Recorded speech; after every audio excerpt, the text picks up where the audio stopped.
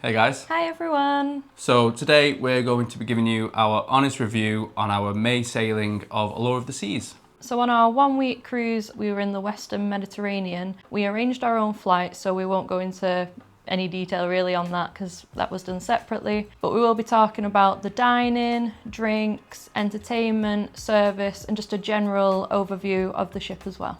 Just before we get into the main part of the video, we just want to say that whilst these are our personal experiences that we've had on board, everyone's different, so please don't take this as fact. We do encourage you to leave comments down below if you have got additional tips for others that might be going on to Allure of the Seas, or if you think we've maybe got something a bit wrong, drop it in a comment down below. Happy to have a chat. So when we sailed on Allure of the Seas, she was actually just amplified to include things like the Pesky Parrot, Mason Jar, and Playmakers as well. So yeah, this is post renovation. Okay, so just a little bit about Allure of the Seas itself. So its maiden voyage was in 2010, and it was one of the largest ships in the world at its time at 225,000 gross tons. It has 18 decks with 2,859 rooms. It can accommodate 5,718 passengers at double occupancy, and it also has 2,103 crew members on board. It has 17 bars, 19 different places to eat, and,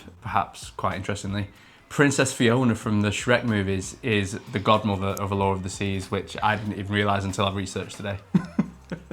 I love that. First ever fictional character to be the godmother of a commercial cruise ship. There you go. So when we first got to Barcelona cruise terminal, our first impressions, first of all, was that the check-in part of it was so easy and efficient and just so quick. I think we said in the video it took about 3 minutes from getting there to getting towards the ship, which is just really, really good. We had an early check-in time from 11 AM to 11:30, which was perfect because by the time we got on the ship, it was quite quiet actually, and we could enjoy some of the amenities before everyone got on board. So as we stepped on board, our welcome on song was Don't Stop Believing by Journey. Again, a good song, like we had another 80s classic, Aha, when we were on Symphony of the Seas, so that theme continued, so that was a nice welcome. One thing I did notice, which sort of gave away a little bit that it was an older ship, was there's quite a lot of wood features, quite wooden as we walked on, but it didn't bother me, it's just something that was an observation.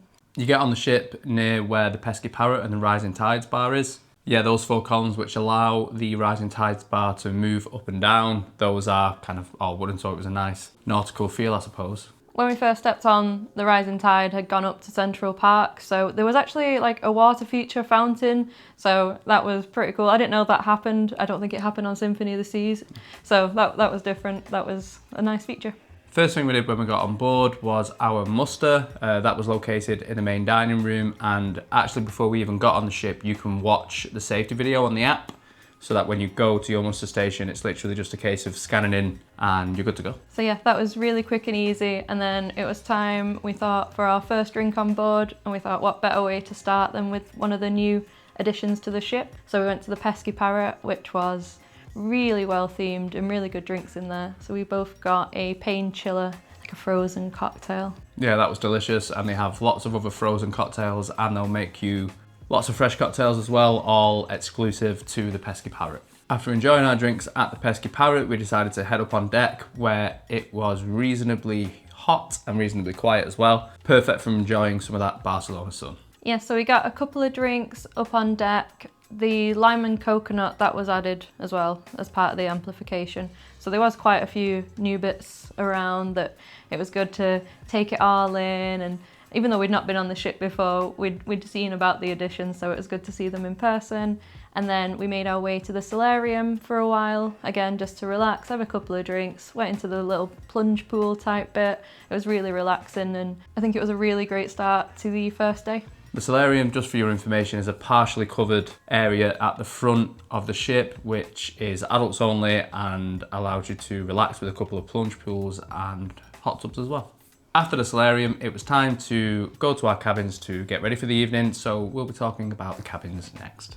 The cabin that we stayed in was 8292, which was an ocean view balcony. Now this one was a guaranteed room, so we didn't pick this one, but we felt really lucky. Like, it was a great location, and yeah, we were just very lucky, I think, seeing as we didn't pay the extra money to get this cabin. Yeah, the location was on deck 8. It was really close to Central Park and Dazzles as well. So you've got, yeah, within 1 or 2 minutes walk, you can kind of be at Trellis Bar, Park Cafe, places like that as well. So yeah, a really, really well located room. Yeah, it was really close to the lifts and the stairs as well, so very easy to get around. The cabin itself had a lot of storage and space, a lot of hangers included, so you didn't really need to bring many, although we always do.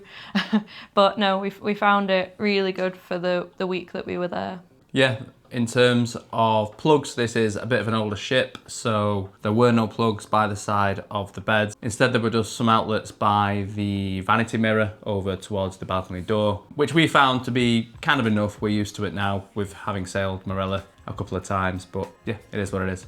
So when the ship went in for its amplification, the cabins weren't touched, so they were left as they were. So little bits of it seemed a little bit dated, like it was quite wooden again, like I mentioned when we first walked onto the ship, but nothing wrong with that. It's just a bit of a different, a little bit, like I say, a little bit dated, but it was very clean and it looked pristine. But yeah, just something I noticed again. So the balcony was a good space as well. Small table and a couple of chairs, which is all you need really. Yeah, a generous sized balcony, I would say, nothing wrong with it whatsoever. One quirk that we did notice is that if you didn't close the handle in a certain way, the aircon wouldn't turn on if you closed the balcony door. So yeah, something to bear in mind, but that was something that we figured out relatively quickly. So in the bathroom, the shower did have screen doors, not the dreaded shower curtain. So that was a plus, seeing as, like I said, the cabin hadn't been done up. One thing we did notice, which is probably more due to the room location, is there were a lot of kind of slamming doors around us. I'm not sure if this was our neighbours or it was a service door that was used by the staff. It wasn't a problem. It only really happened during the day and never disturbed us at night, but something to be aware of. That exact location though, there was nothing above or below us that was like loud music or anything waking us up in the morning or through the night, and we never heard our neighbours either, just the doors.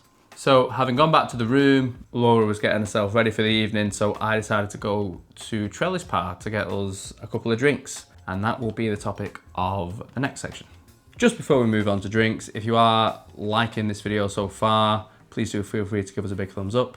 And do subscribe to the channel for our future videos as well. So the drinks options on board really are amazing. Royal Caribbean, I think, are the best cruise line that we've done so far, at least, for the selection of drinks. My favourite hasn't changed since our last Royal Caribbean cruise, staying as the Tropical Sidecar, like 100%. Really great cocktail from the Schooner Bar, and the pineapple and guava sangria, which you can get from sort of the beach bars or the lime and coconut. Yeah, really excellent cocktails on board. Yeah, for me, some of the best drinks that can be found on board are actually on some of the new additions to the ship. So some of the tropical themed cocktails at Pesky Parrot and the frozen ones as well were great. And also the Mason Jar had a couple of very good selections in terms of both their whiskies that they had available, but also, yeah, their kind of southern inspired cocktails as well. So yeah, big points to them. So for this cruise, we opted to get the ultimate drinks package. So basically everything was included apart from actually going to the Starbucks standalone kiosk. Everything else was included. Yeah, so Royal Caribbean's rule is typically, I think it's cocktails under $15 that you can get for free, and then you just pay the remainder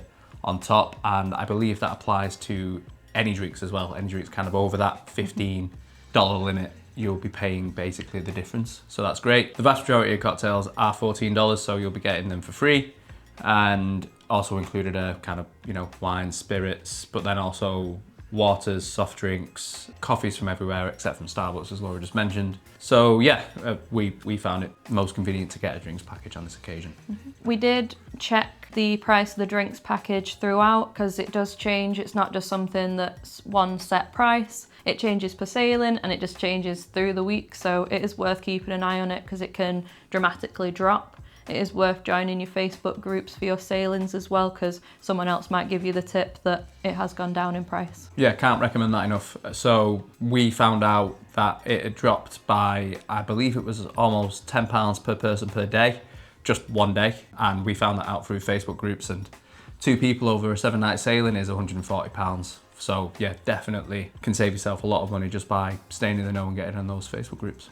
Did touch a little bit on the bars before, but we'll go into a bit more detail now, starting with some of our favourites. So there was 3, I'd say, that we found ourselves in more often than not. And they were the Pesky Parrot, Schooner Bar, and the Mason Jar. With the Pesky Parrot, like we mentioned, that was new on board, and they had a parrot animatronic that went off about every 5 minutes or so talking. That was Brad the parrot. Kept trying to catch him talking.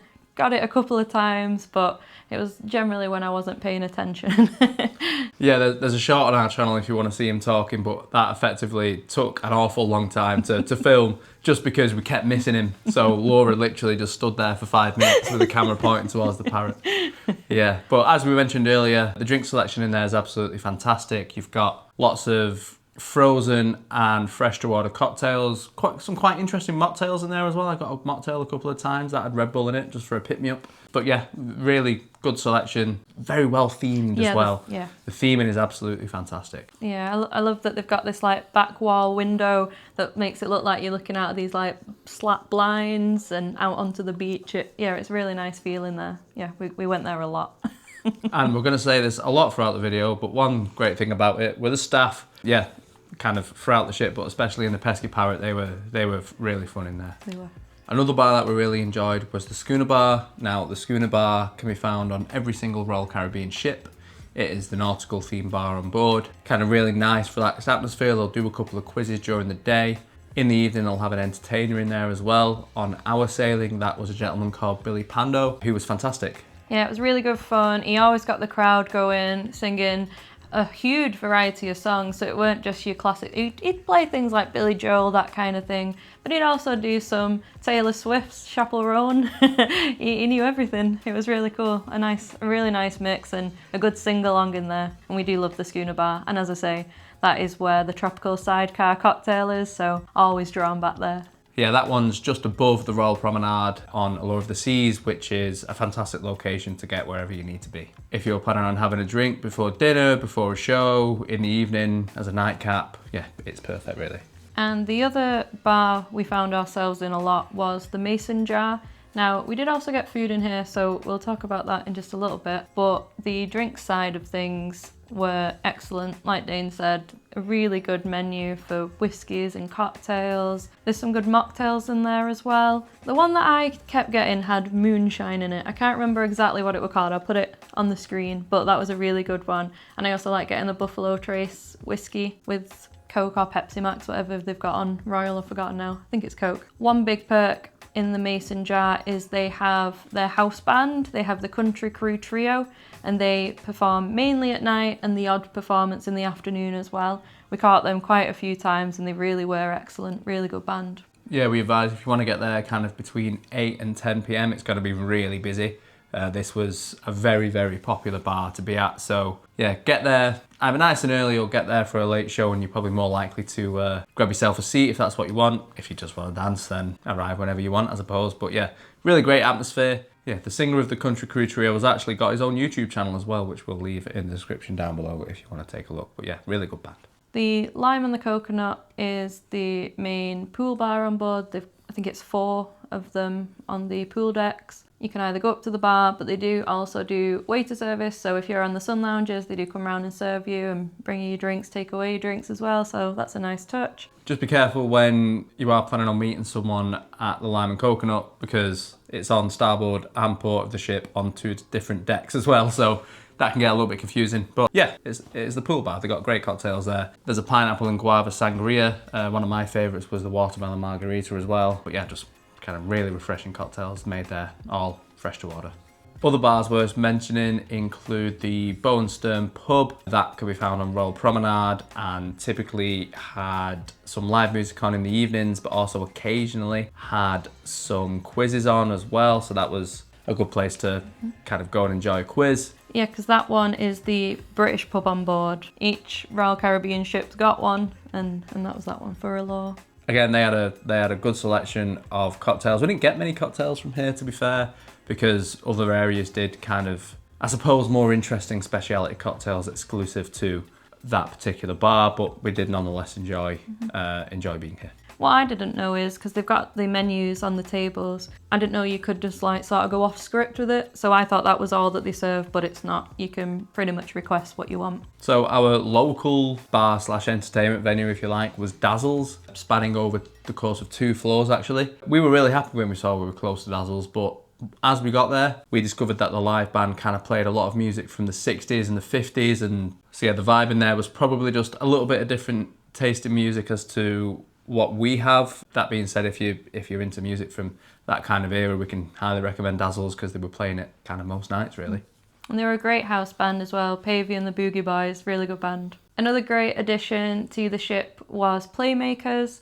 So this is sort of the sports bar on board. You can get your drinks. They've got different board games on the tables. They've got screens all around the place so you can watch the different games that are on. Dane actually watched a Man United match. Well, he watched a little bit of it while we were away because they were showing that, and it was absolutely packed. We were sat on a chair from Johnny Rockets actually. It was that busy. Yeah, it's just facing Johnny Rockets, and basically every single chair from Johnny Rockets had just been commandeered by, you know, Manchester United fans, Tottenham fans, football fans in general. Yeah, just all watching because it was a big game. It was a European final. So yeah, that was an interesting experience on board a ship. But yeah, great beer selection. We got a couple of quite tasty IPAs while we were there on board as well. Yeah, Terrapin was a great one. They had Angry Orchard, just the regular one on board, which I was happy about. And yeah, a good selection of cocktails again. Also at Playmakers, you can get food as well. So that is what we're going to be talking about in the next section.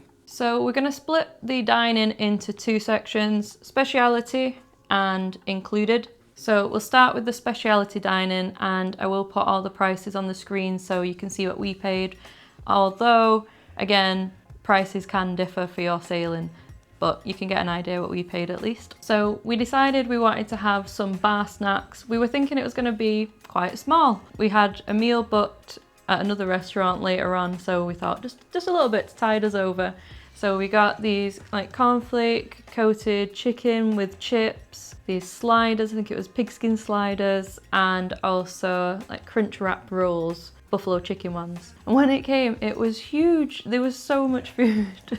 It was far too much food considering the meal we had later on at Chops Grille, of all places. Big fancy steakhouse. We'll come on to that. But yeah, the food in Playmakers was quite good. Really enjoyed the buffalo chicken wrap, and the sliders were really good as well. I could take or leave the cornflake chicken tenders, to be honest with you, but the other 2 things were quite good. The chips that came with the tenders though, I had to stop myself from eating them all. I didn't want to just fill up on chips, but they were really good. They're like really thick cut chips. They were nice, yeah. Yeah, so Playmakers, big thumbs up for kind of your bar food, bar snacks. Can recommend. So the next place that we went to was Chops Grille, which is the steakhouse on board Allure of the Seas, and indeed every Royal Caribbean ship. As we walked in, kind of really nice ambience in there. Our servers were fantastic once again. For starters, I got the crab cake. And I forgot the exact name, but it was the like thick cut bacon. It was really good. Yeah, I think it was glazed. It was like maple glaze or something like that. Sounds right. I'll find the exact words. There'll be a lot of this. I'll find the exact wording. Yeah, but both starters were absolutely fantastic. And then onto the mains, where I got a fillet. Yeah, we both got the fillet, and then we shared some sides. So we chose to get 2 lots of the mashed potato, 1 lot of mac and cheese, and 1 lot of the tater tots. And we were struggling to finish it all, but that mash, so good. The mashed potato is definitely a highlight in there. Yeah, I don't know what it is about mashed prepared American style, but it's just better. Yeah, kind of a very golden selection of sides there. Finally, for desserts, we both went for the key lime meringue, and that was excellent. It was ridiculous. It's like this tall with meringue. It's a solid favourite. It's very sweet though. Yeah, finally we ended up rolling out of there because we were both so full. Yeah, can't recommend Chops Grille enough. One of the best steaks I've had kind of ever, really. Yeah, same. Another speciality dining option we went for was Giovanni's table, which is the Italian on board. The setting was absolutely lovely, very romantic. I really liked the way it was set out. I liked the way we were sat. Yeah, I think we had quite a good table. And then our server was lovely, but rushed off his feet. Yeah, it did seem a little understaffed in there. Like he was, when I say he was literally running back and forth to try and fulfill people's drinks orders, food orders. Yeah, not really sure what happened there because, yeah, he was far too rushed off his feet, but excellent service nonetheless, all things considered. Yeah. For our starters, well, first of all, we got bread service, and then I had the sharing platter for myself. So it's sort of your meats and cheeses, bits of bread, bits of, I don't know, dips, what would you call that, like jams? Yeah, like jams, there was a couple of figs on there, Yeah. just like cheese board stuff. Yeah. Yeah, some cured meats as well, wasn't there? Yeah. You helped me eat it, thankfully, because I couldn't have eaten that all on my own. Yeah, he was very, it was very keen to stress as well that, yes, this is actually for two, and you were like, yeah, I know what I'm about. Yeah. I had seen other videos about it. I knew what I was in for. I went for the calamari, which were very good. Came with kind of a garlic and lemon aioli, if memory serves. But yeah, they were great as well. And then for the main, I went for the carbonara, and that had an egg on top and little pieces of pancetta. And he did bring out a comically large peppercorn grinder, which was quite funny. I went for the Florentina steak, I think I went for. Yeah, that was delicious as well. You have to forgive me, I can't remember what went on the side of that, but you'll see it in the video. It was very good as well. Not quite as good as Chops Grille, perhaps understandably, but yeah, I enjoyed it. Mine was okay, but I found it to be a little bit dry, unfortunately. The flavour was good when I got it with the egg and the pancetta, but apart from that, yeah, it was a little bit dry on its own, unfortunately. Just how it is. I like it a bit creamier. That's just not how it was done there, or at least not on this occasion. You could tell that it looked really dry, to be fair, as well. And then for dessert, we both had the tiramisu, and that was served with a long piece of biscotti. Now, we didn't know what it was at the time. We thought it was a stale bread. Yeah, we've become more cultured since we filmed on Allure of the Seas. But yeah, really enjoyed it. Great tiramisu. Yeah, I enjoyed it as well. Another specialty dining option that we went to was the Mason Jar. Now, with the Mason Jar, you can get dinner there every evening, but on sea days, you can also go to the Mason Jar for brunch, which is what we decided to do. So yeah, the Mason Jar, it is country themed, Southern America. It's very homely type foods. So when we were looking at it, it's like Southern hash breakfast. Yeah, you know, you've got your chicken and waffles, you've got your biscuits and gravy on there as well. That kind of stuff. There was a great selection. Now the way it worked with the brunch is we did the full order, and they were going to bring it out bit by bit. So one course each to begin with, and then they'd bring out the rest later on. You could order as much as you wanted. They recommended at least 2. And for one of them, we just ordered deviled eggs. Now, we didn't think about this till later, that we should have asked for that one to come out later on, because I had quite a big dish, whereas Dane just had the deviled eggs in front of him. And we were going to share that anyway, so it all got a bit... Unfortunately, I had, kind of 3 deviled eggs in front of me, whilst Laura had a full breakfast, which wasn't great. Maybe I should have definitely specified I wanted the deviled eggs later, but also maybe they should have just figured out that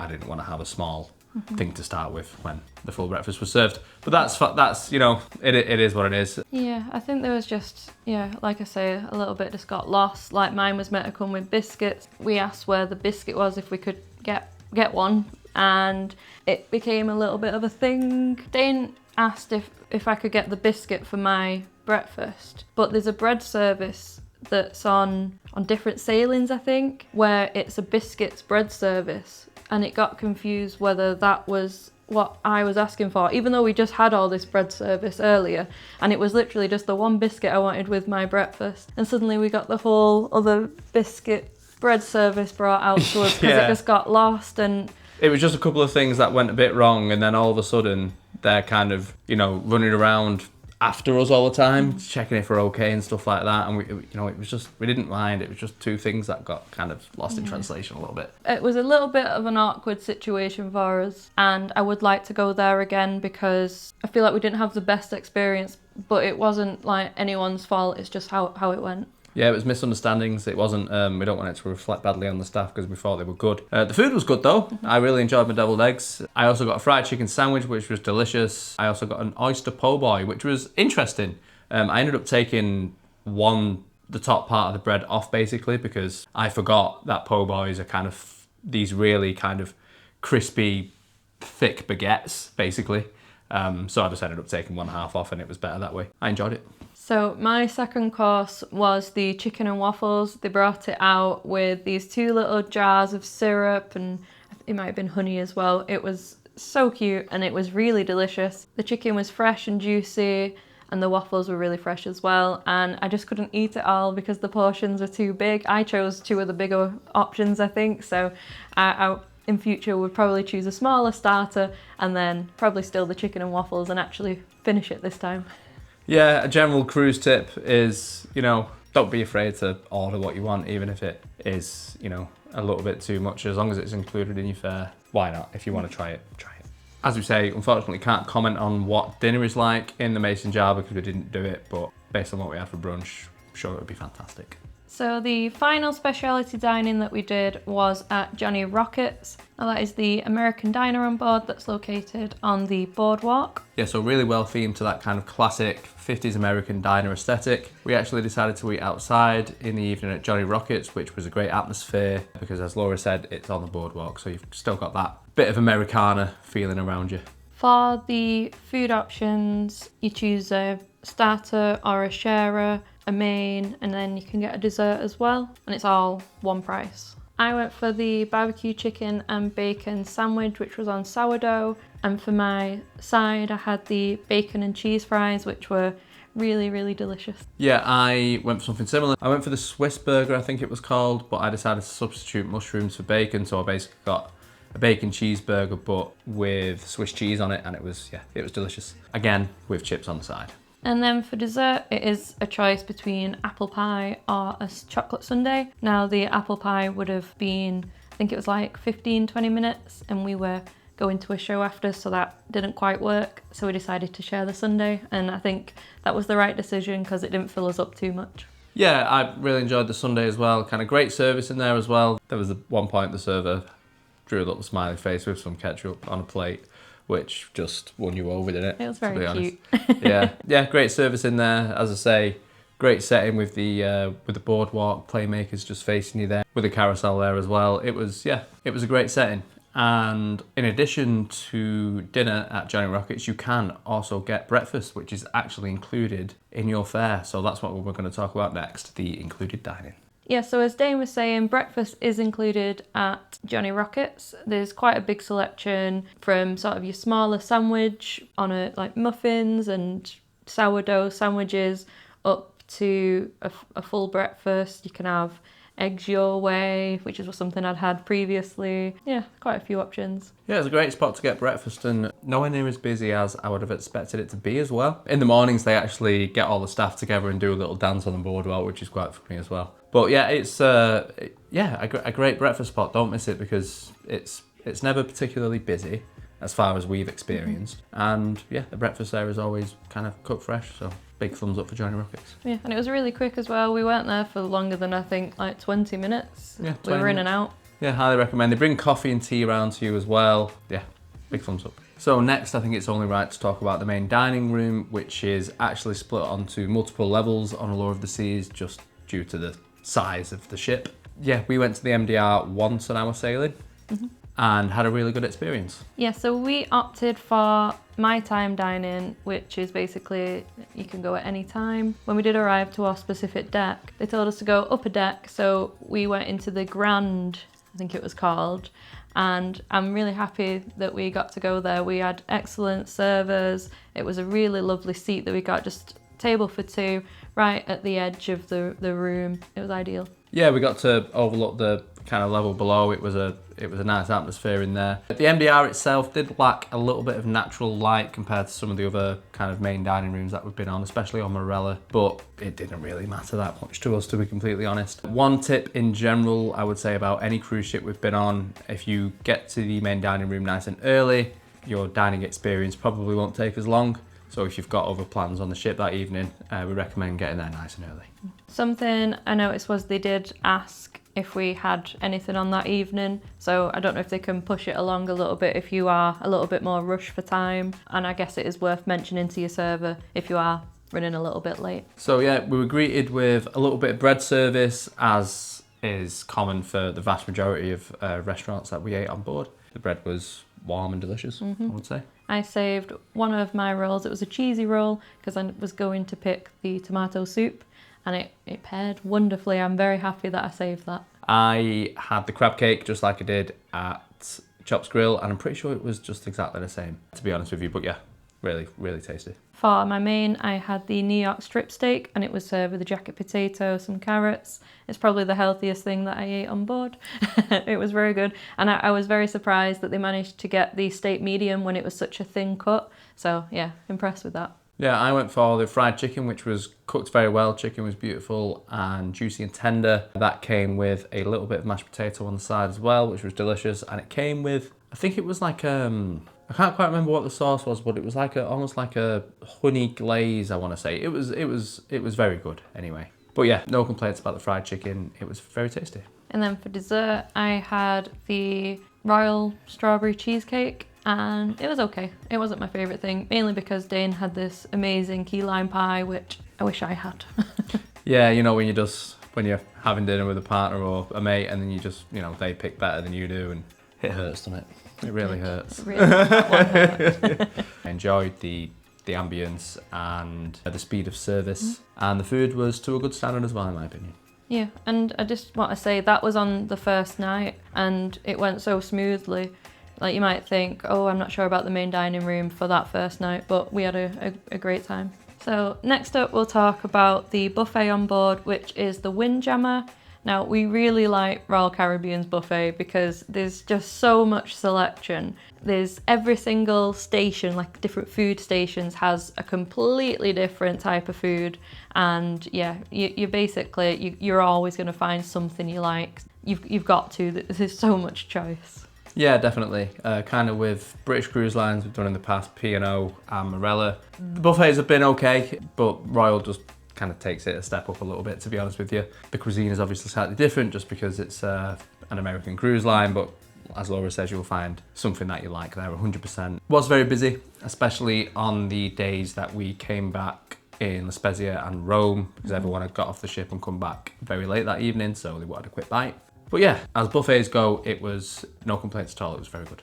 They do also do breakfast, lunch and dinner, so it's open quite a lot of the time. They don't have late night buffet in there. That's just one thing to mention. Some of the cruise lines, it would be the buffet where you go for that. But yeah, we had breakfast in there. I think it was just once, but it was, again, a good choice. I was just after biscuits and gravy, found a nice selection. I do like an American breakfast. Yeah, it was, I also like an American breakfast, and yeah, can't agree more, to be honest. Although, like Dane said, it was very busy, but we did always manage to get a seat. Sometimes did take a lap round, but there is a lot of seating there. They are prepared for it. Another buffet style option you have on board is the Solarium Bistro. That, as the name suggests, is located within the Solarium and has, yeah, various kind of buffet stations around. It's a mini Windjammer, to be honest with you. But yeah, if you're wasting away in the Solarium all day and you fancy a bite to eat, you can just nip there very quickly and grab a bite. Yeah, we really liked it in there. It was a lot less chaotic, and if you're just wanting maybe a cup of tea or some juice while you're relaxing in the Solarium, you can take that out. We did that 1 or 2 times, and yeah, it's just a little bit more peaceful than the craziness of the Windjammer. And they still have a great selection of food. Although it is smaller, there's still a good selection.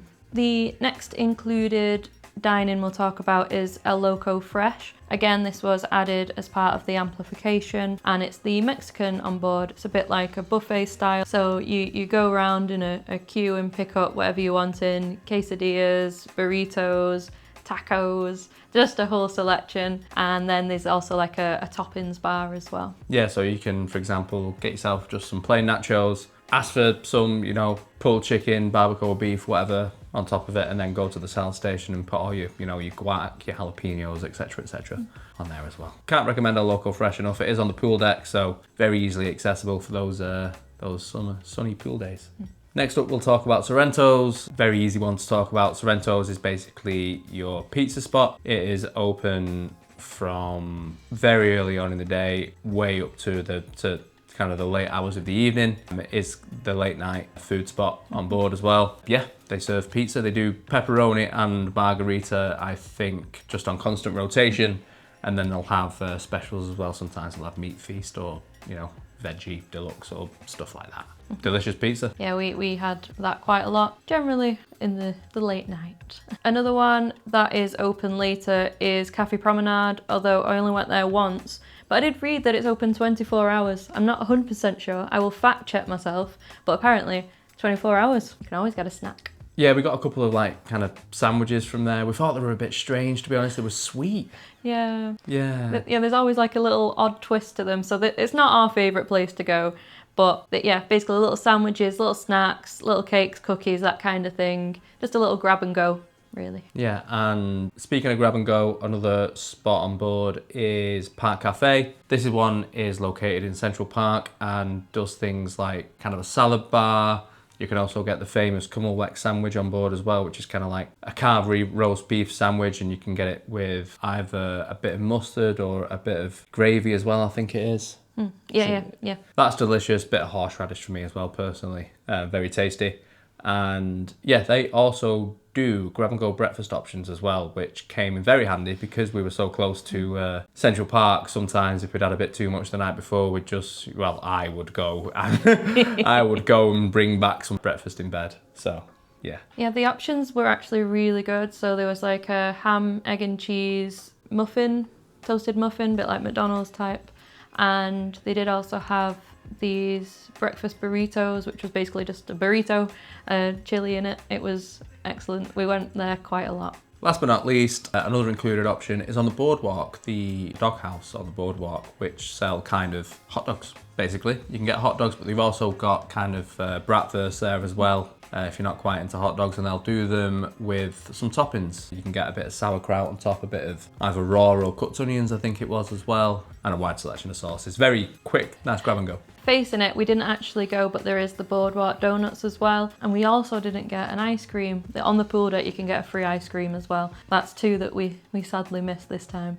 There are other dining options, certainly in the speciality category, that we didn't try. So that's 150 Central Park and Azumi we also didn't try as well. That being said, we're going to move on to talk about the entertainment on board the ship and the things that you can do whilst on board as well. So with an Oasis class ship, they are really full of fun things to do any time of day. Yeah, so they've got a mini golf course on board. Just behind that is the flow riders, which is sort of where you're bodyboarding. Yeah, they're kind of wave machines, so you can surfboard on there, you can bodyboard as well. Keep meaning to do it, but just didn't get around to it once again on this particular cruise. They've also got the Ultimate Abyss slide, which is a kind of spiral shaped slide spanning over 10 decks. It'll take you all the way from one of the pool decks all the way down to the boardwalk. Yeah, very excited. We kind of went down at the same time. Did we go down at the same time? Yeah, we did, Yeah. I nearly didn't set off at all. Like, I was trying to scooch forward and I didn't think I was going anywhere.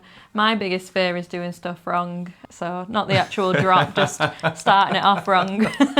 Well, we went to Aruba. I actually got stuck on a slide there. It was, so fully justified fear, I think. But yeah, plenty of stuff to do on the pool decks. Just kind of during the day, they'll have music playing as well. They'll have some Latin music. Sometimes they'll play some pop, some hip hop, a little bit of everything, really. Yeah.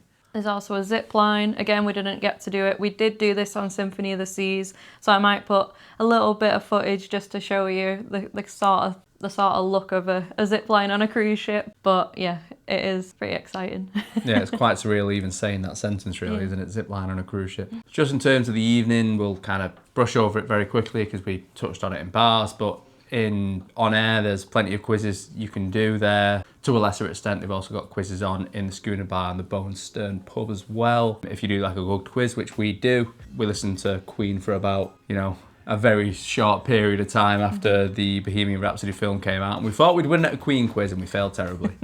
There's plenty of quizzes to be done if that's what you enjoy. Yeah, it was good as well because it was sort of like name that tune, so playing a bit of music. I do like that kind of quiz, but you would find more of your traditional pub quiz in the pub, would you believe? But yeah, they only did that one once. Yeah, not that we're any good at quizzing, but if, obviously with it being an American cruise line, we're from the UK, some questions are more catered to an American audience, so who was some question about some president in the United States, for example, and we've just got kind of no chance unless it's the really obvious ones. In addition to the live music we mentioned earlier in the Bow and Stern pub, they do also have a little bit of live music. That's more of kind of a acoustic set, I suppose, if you like. That was very good. I saw that once, I think. Yeah, we had to cut it short because it was Rome the next day, but it was really talented, and I'm 99% sure it's the same person we saw on Symphony of the Seas. Yeah, it definitely was. And yeah, you had to drag me out of there because we had Rome the next day. I felt very persecuted. But no, it was very good. I didn't want to leave either. And one time for live music, there was in the Aqua Theatre, Pavey and the Boogie Boys did a tribute to Bruno Mars, which was really good. Really enjoyed that. Yeah, it was excellent. They had everyone on their feet dancing. We forgot how many good songs Bruno Mars had, and then like every song was an absolute banger. So yeah, speaking of the Aqua Theatre, we'll probably move on to more of the kind of big show style entertainment now. So in the Aqua Theatre, there was an aqua show, as you would expect. This one was themed around the 80s. Yeah, so this was called Aqua 82. Now, when we watched it, unfortunately, there was a bit of a weather delay and we didn't actually see the end of the show. So we can't fully comment on the end because I'm not sure exactly how it went. I have heard there's something to do with Back to the Future that we've missed. So I was a bit gutted to hear that we'd actually left. But no, it was very impressive stunts, very high dives, great music choices. It was a good fun watch. It was really enjoyable. Had the crowd kind of going, clapping along with some sections as well. Yeah, really enjoyed it. As you say, just a shame it was marred by technical difficulties on that day. So there was also an ice skating show on board called Blades. Now this is sort of like your jukebox style where there's not so much of a storyline, but it's more about different routines to different songs, mainly showing off the skills. Yeah, they all had a ice skating background, whether it be kind of around the Olympics, or there was actually one guy, he was a trick skater, I think he was. Yeah. He was really fun, doing all kinds of crazy tricks and stuff. I was really impressed. And there was a girl hula hooping as well. I'm sure she was, I try not to compare everything, but I'm sure she was on the Symphony of the Seas, what was that show called? 1970 something. Yeah, 1970 something on Symphony of the Seas. I'm sure she was there as well, hula hooping. But yeah, she had so many hoops. She was hula hooping a lot. Like she had like 50 hoops going from like head to toe at one point, wasn't she? Yeah. And finally, the main big show in the theatre was Mamma Mia. That actually happened on the 7th night of our sailing, which we thought was a little bit odd. You know, it was nice to end the week on a high, I suppose, but if I was Royal, I would have put the best foot forward and put that earlier on. Yeah, it was a great show. It's one you need to be prepared to put a lot of time aside for because it was 2.5 hours long and it's got an interval in the middle, but that was fine with us. We were happy to relax and watch the show, and it was fantastic. Some great musical numbers throughout, very fun storyline. I had a little cry at one point. I can't go to a theatre show and not shed a tear, it seems, but no, it was really, really good.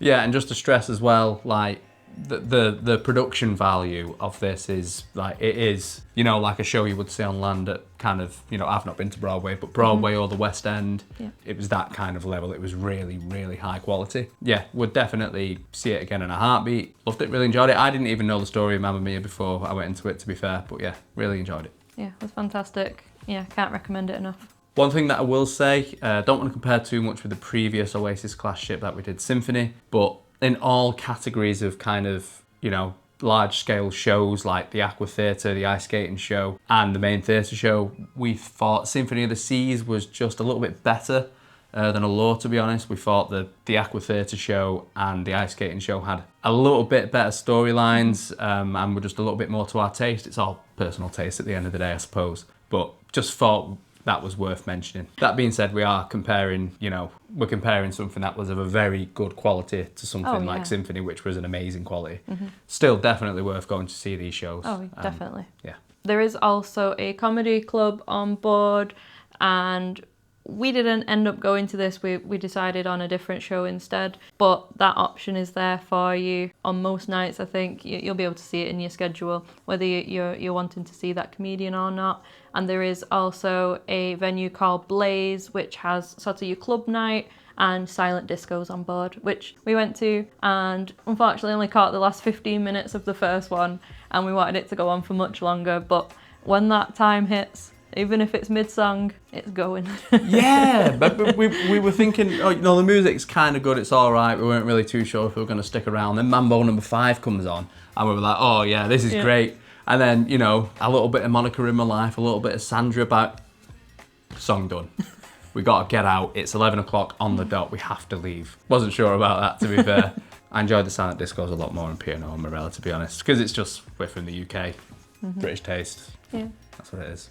One thing we forgot to mention as well, Boleros. We didn't go in there, but we know from previous experience that Boleros is a place you can listen to some Latin music.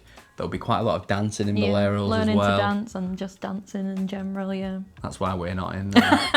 Worth a mention. Also, for entertainment, on the Royal Promenade, they do host specific nights. So there's different dress codes throughout. So there might be a Caribbean night, and then the theme of the party on the Royal Promenade carries that on. So dancing, lots of music. You got the entertainment team up there showing you how it's done. Now, we noticed with some of these, it was more like a sort of learning the dance routine, a bit like what we were saying in Boleros, learning how to dance almost and joining in with them, rather than just going ahead and doing what feels right or natural to you. Yeah. So that wasn't specifically what we like, really. It was more kind of, you can imagine the Royal Promenade, as big as Royal Caribbean's Oasis class ships are, you know, it's quite a narrow avenue, I suppose you would call it, and it ended up being lots of people in rows going back, you know, stepping side to side and clapping or some, you know, doing dance moves all in sync basically. Wasn't really what we were looking for, although they did do a Through the Decades show, which completely threw all that out the window. That was excellent. That's when it all came to, like, I was so happy to be there. That's when it all properly started for me. Although it was towards the end, it was, this is what I've been waiting for. Yeah, it was through the 70s, 80s and 90s. They threw out these like glowing rings, and yeah, that was doing a conga around the place. That was a lot of fun. Although I do think the White Night one, I think I remember a conga as well. It might have been a conga on the White Night one. Do you like a conga? I think the White Night one was a Latin dance one, and we can't dance, right? But somehow got picked out of a group of lots of people to be in a dance-off between us and two other couples. Yeah, now the best apparently. Yeah, like I've got massive stage fright, and I think Laura's got even bigger stage fright than that. We couldn't do that. We were just like, please no, don't make us do it. And they picked someone else eventually, but they were really trying to get us to do it. Yeah, we're like, we cannot do it. No. We actually got recognised in Rome the same day. Hey, you were the guy who didn't want to do the dance off, right? Sorry about my American accent. I apologise. Getting cancelled. I gotta get cancelled. Yeah. So yeah, wide variety of entertainment on board. Royal Caribbean is anything you want it to be honest, and we kind of really enjoy getting stuck in and involved in the different activities, and yeah, we loved it. So the last thing that we'll talk about before rounding off is service. How did the ship make us feel? What were the crew like?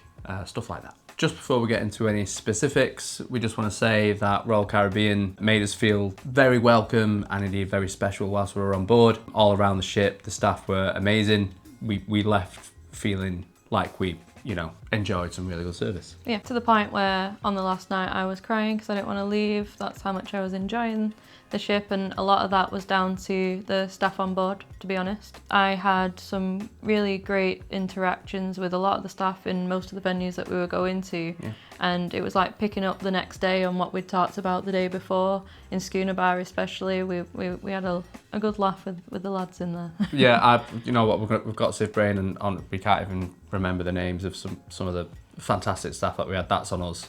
Yeah, as you were saying, one of our servers managed to find his Filipino buffet that he always goes to in Naples when he's got a day off. One guy that we saw everywhere on the ship, Pablo, he was a man of many talents. Like, he was on kind of security, getting back on at port. He was cleaning up in the theatre. We saw him serving drinks at the Solarium, which are complete opposite ends and, just completely different parts of the ship. He just went wherever he was needed, I suppose, but he was awesome. We must have seen him about 11 times in 11 different areas on the ship. Yeah, it became a running joke and a theme between us. We were like, hey! Yeah, not you again.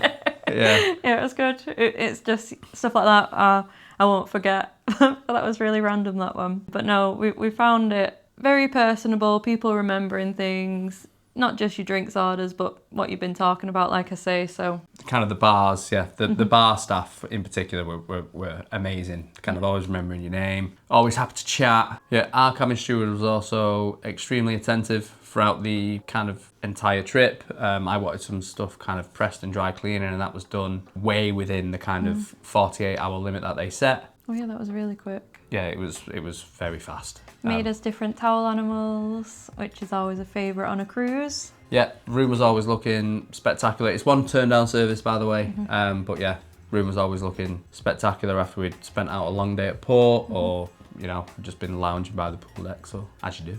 Yeah. There was one day when we left quite late and he saw us leave, and we didn't think we were going to get the room done that day, but when we returned it had been done, and I was quite surprised. In terms of restaurant service, that was also very attentive as well. Now, I'm not sure if it's just because, I think we've actually discussed this with a few of you in the comments as well, but the kind of differences between European and American service at restaurants. American service seems to be kind of a little more, you know, checking in, seeing if everything's okay, probably a little bit more frequently as you would expect here in the UK and perhaps Europe as well. That being said, it was very good service, and we were always made sure that nothing was wrong with the meal and stuff like that, but it was maybe a little bit too full on for our tastes as people from the UK. I just want to stress that this is something that really didn't have a massive bearing on the quality of a meal at a restaurant. It's just a personal preference thing, again, I suppose. But yeah, overall, we did enjoy the service on board, and yeah, it is memorable. It's that American style service that you get to know and love. Yeah, I think you're a bit more into it than I am, but it's, you know, I love the service. I don't want to say that I didn't love the service. It's just a different style of service is what I'm trying to say. Yeah. In the restaurants specifically. But nonetheless, made to feel very special whilst on board, and yeah, people remembering our drinks orders, people remembering our names, just, you know, special touch. Yeah. Okay, so with all that said, how much did we pay, and did we think this cruise represented value for money? So for a 7-night Western Mediterranean cruise with a guaranteed ocean balcony view room, that was £2,409. You can prepay your gratuities, which is a thing with Royal Caribbean, and we chose to do that. So if you choose not to include gratuities, you'll just pay that at the end of your cruise.